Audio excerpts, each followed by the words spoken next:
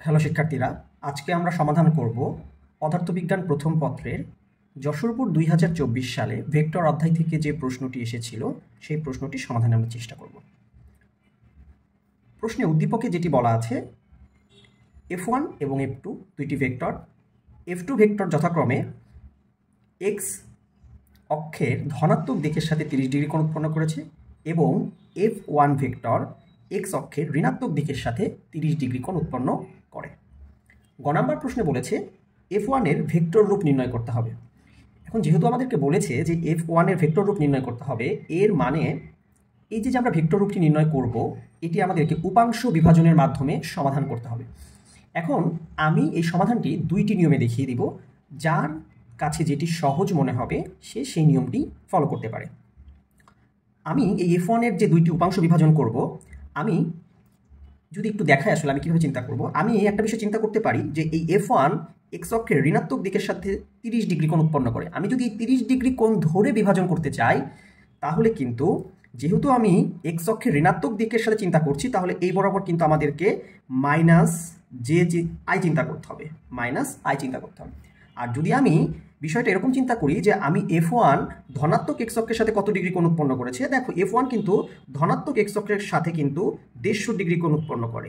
কিভাবে বুঝতে পারলাম 150 ডিগ্রি? এই টোটালটা 180 ডিগ্রি, তার থেকে যদি আমি 30 ডিগ্রি বাদ দিয়ে দিই তাহলে কিন্তু আমি বুঝতে পারবো যে ধনাত্মক x অক্ষের সাথে আমার F1 ভেক্টরটি 150 ডিগ্রি কোণ উৎপন্ন করে। সেক্ষেত্রে আমি যখন ধনাত্মক x অক্ষ বরাবর নিব তখন কিন্তু আমি এটিকে প্লাস আই একক ভেক্টর হিসেবে নিব। এই বিষয়টি লক্ষ্য রাখবে। এখন তুমি কোনটা নিবে সেটা তোমার ব্যাপার, আমি দুইটাই দেখাই দিচ্ছি। এবার দেখো, যদি আমি F1কে বিভাজিত করি, আমি যদি প্রথমে ধরে নিই যে F1 ঋণাত্মক x অক্ষের সাথে 30 ডিগ্রি কোণ উৎপন্ন করে, তাহলে আমি যদি লিখি যে আমার কাছে F1 এর মান যেটা সেটা দেওয়া আছে 15 নিউটন। এবার আমি যদি ধরি যে x অক্ষের ঋণাত্মক দিকের সাথে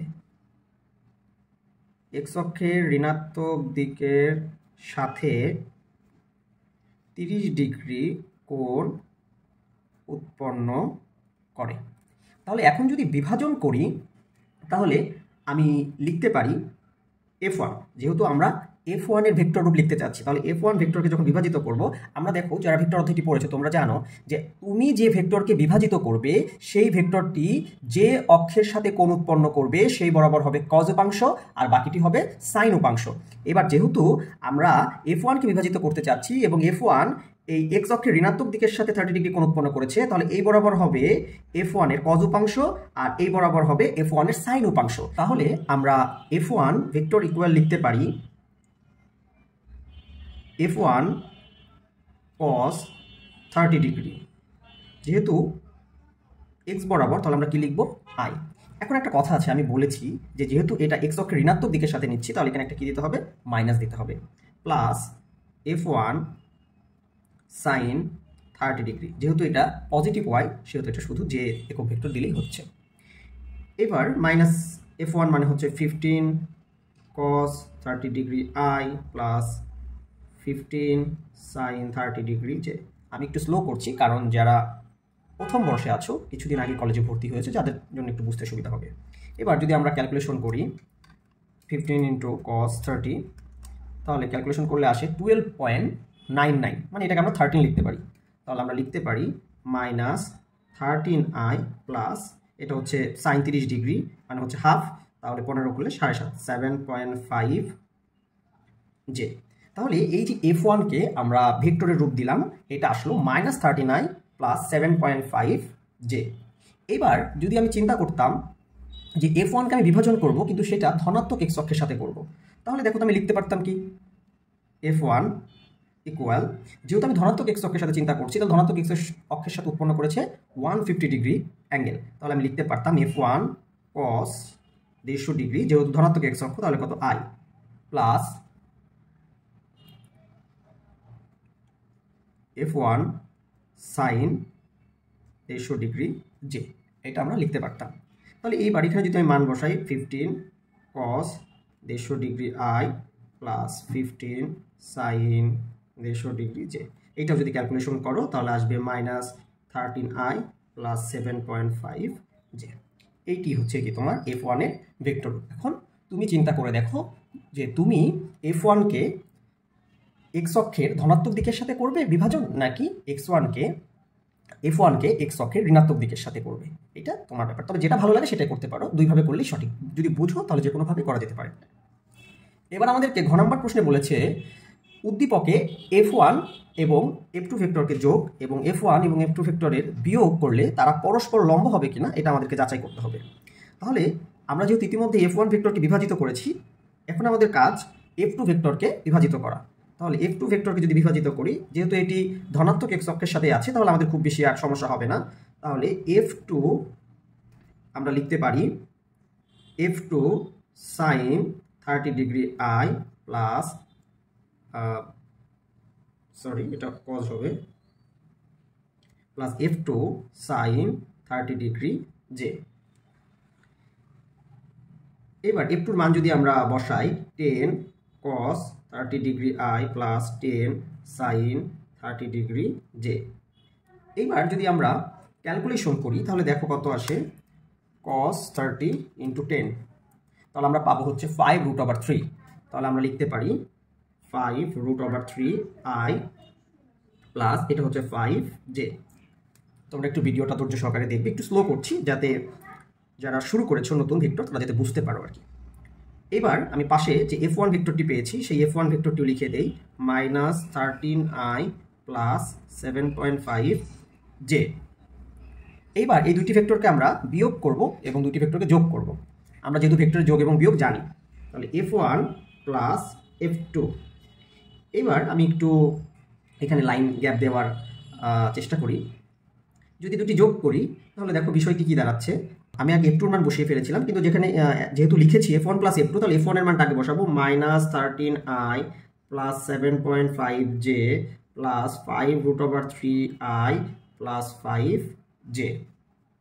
এবার যদি আমরা ক্যালকুলেশন করি তাহলে দেখো লিখতে পারি, এখান থেকে তুমি যদি I কমন নাও তাহলে -13 প্লাস 5√3 প্লাস J কমন নিলে 7.5 প্লাস 5। তাহলে এটি যদি ক্যালকুলেশন করি তাহলে এটা করলে আসবে আমাদের -13 প্লাস 5√3, তাহলে আমাদের আসে -4.34I প্লাস 7 + 12 12.5J।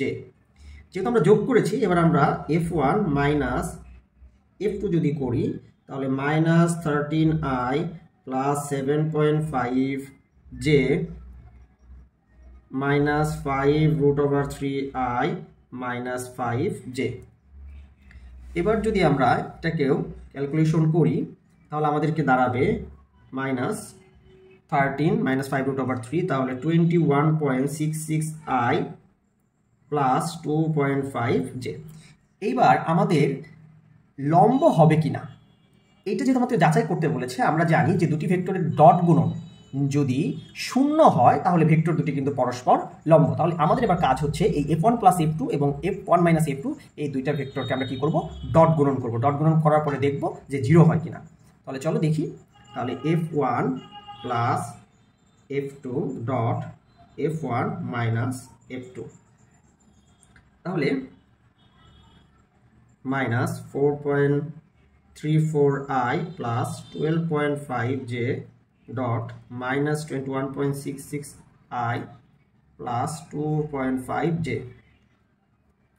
এইবার যদি এটাকে আমরা ডট গুণন করি তাহলে দেখি একটু কি আসে, 21.66 গুণন 4.34, তাহলে এটাকে করলে আমরা পাবো 94.0044। তাহলে আমরা পাচ্ছি 94.0044 প্লাস 12.5 গুণন 2.5, যদি এটাকে আমরা ক্যালকুলেশন করি 31.25, তাহলে 31.25। এবার ওভারঅল করলে 125.2544। তাহলে আমরা দেখতে পেলাম যে দুইটি ভেক্টরের ডট গুণন করার পরে কিন্তু 0 হয়নি। মানে আমরা বলতে পারি F1 plus F2 dot F1 minus F2 not equal 0। তাহলে আমরা বলতে পারি যে হ্যাঁ, পরস্পর তারা কি হবে না, পরস্পর লম্ব হবে না। এই ছিল তোমাদের যশোর বোর্ড 2024 সালে ভেক্টর থেকে যে প্রশ্নটি এসেছিল তার সমাধান। ভিডিওটি অনেক স্লোভাবে করেছি যাতে তোমরা বুঝতে পারো, তবে আস্তে আস্তে কিন্তু ভিডিও কিন্তু একটু দ্রুততার সাথে করা শুরু করব। ধন্যবাদ।